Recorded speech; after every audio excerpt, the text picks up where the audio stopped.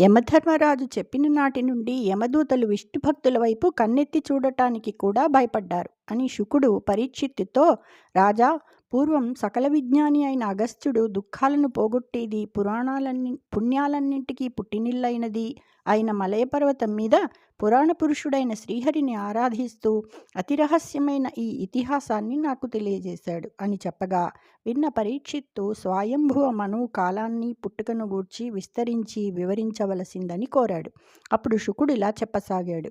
ప్రాచీన బర్హి కొడుకులైన ప్రచేతసులు సముద్రం నుండి పైకి వచ్చి భూమి అంతటా వృక్షాలు నిండి ఉండటం చూసి కోపం వచ్చి ఆ చెట్లన్నింటినీ తమ నోళ్ల నుండి మహావాయువుతో కూడిన అగ్నిని సృష్టించి కాల్చివేయసాగారు.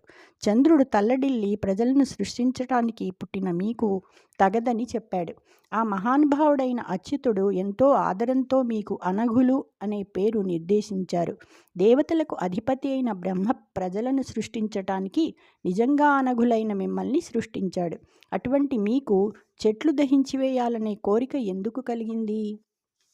సతత మహత్వ సత్వగుణ సత్పురుష స్మృతి బొందరయ్య మీ పితరులున్ పితామహులు పెద్దలు ఎన్నడు బొందనట్టి దుష్కృతమతమైన కోపమున గిల్బిష భావము మానరయ్య సంభృత కరుణావలోకమున భీతతరు ప్రకరంబుజూచుచున్.